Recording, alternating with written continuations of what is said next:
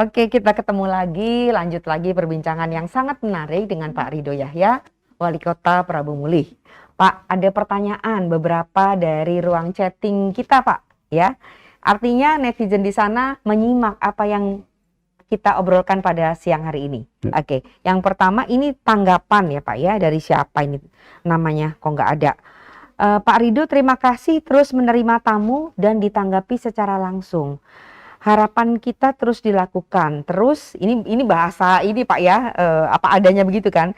Saya bacain aja. Terus mengenai sekolah Pak, kalau bisa berlakukan seluruh sekolah dengan prokes. Bosan Pak kami anak-anak belajar daring. Pertanyaan ini dari seorang warga di platform live tadi. Oke. Yang kedua, ini sekalian Pak ya, boleh ya? Dari Ferry. Pak izin nanya, seperti apa pendidikan di mata Bapak sebagai wali kota dan sebagai orang tua pada masa pandemi ini dengan trennya menuju era digital? Seperti itu Pak. Yang ketiga, ini masih juga tentang pendidikan. Selamat sore Pak, bagaimana sikap untuk pembelajaran tatap muka yang telah berlangsung di beberapa daerah seperti di Banyuasin? Apakah di Prabu Mulih juga bisa diterapkan? Jadi semua tentang pendidikan dan bagaimana pendidikan di era digital khususnya pada masa pandemi ini untuk di Prabu Mulih. Silakan Pak. Jadi begini Mbak, mungkin Mbak Weni ya, sama seperti saya sampaikan. Bahwa kita ini kan semuanya sayang sih dengan anak. Betul. Siapa sih tidak sayang dengan anak? Ya. Kalau kita sayang dengan anak, tentunya kita pengen masa depan anak kita itu bagus kan. Nah itu, dulu saya itu sempat viral juga Mbak. Makanya di Prabu Mulih, saya itu berusaha kemarin itu sekuat tenaga. Menyelesaikan masalah, tidak meninggalkan masalah maksud saya kan. Jadi maksud saya kemarin protokol kesehatan kita buat yang seketat mungkin. Baik jaraknya, kemudian apa namanya tuh kita disinfektannya kita semprot, pulangnya kita atur, sedemikian rupa. Kalau ada berjauh pulang, sebenarnya kita sudah gitu sudah lama. Sudah lama kita terapkan seperti itu. Jadi yang terakhir tadi dan sekarang Prabu Mulih sudah sesuai dengan ketentuan sudah tatap muka kita. Persentasenya sesuai dengan ketentuan. Tapi kalau untuk orang yang susah, itu dari dulu saya suruh sekolah, Mbak. Sekolah langsung khusus. Ya, Pak, karena kenapa? Karena tidak mampu membeli laptop, tidak mampu membeli paket. Jadi itu dari dulu sudah saya suruh sekolah, secara diam-diam sekolah lah. Itu yang kita lakukan. Alhamdulillah, tidak jadi masalah. Dan sekarang anak-anak tersebut sehat, walafiat gitu, Pak. Nah, kemudian daerah digital ini memang penting, Mbak, zaman sekarang. Tapi menurut saya itu hanya untuk pendidikan mungkin anak-anak lanjutan ya. Mungkin kalau sudah SMP ya Pak ya? SMP lah atau SMA lah itu. SMP atau SMA. Itu sudah apa namanya? Sudah apa mungkin SMA lah menurut saya. Tapi kalau dia SD menurut saya belum mana ya, karena SD itu belum apa namanya tuh masih perlu bimbingan.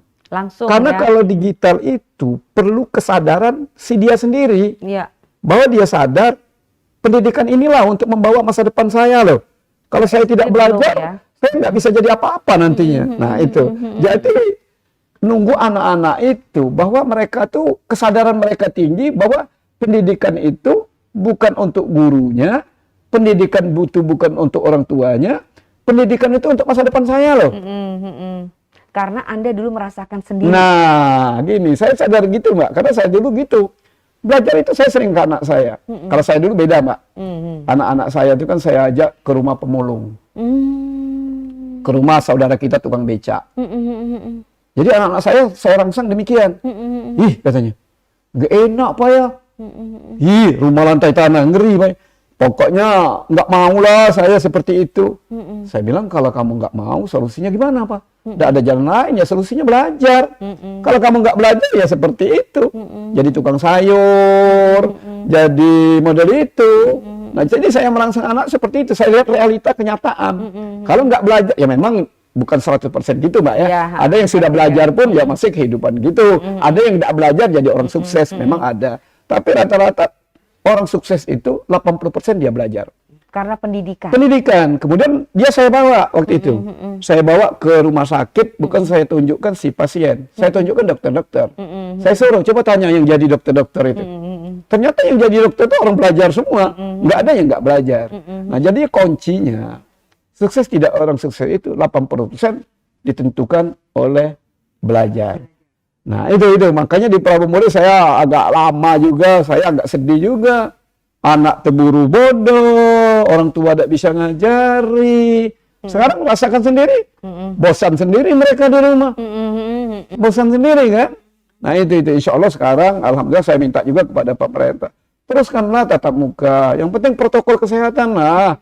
Karena kita kasihan, kita pengen masa depan anak kita ini khususnya pendidikan dasar ya. Kita pengen anak kita itu benar-benar, karena kalau saya pengennya ya itu tadi, sayang dengan anak, saya pengen masa depan anak itu bagus. Itu beda. Bukan sekarang.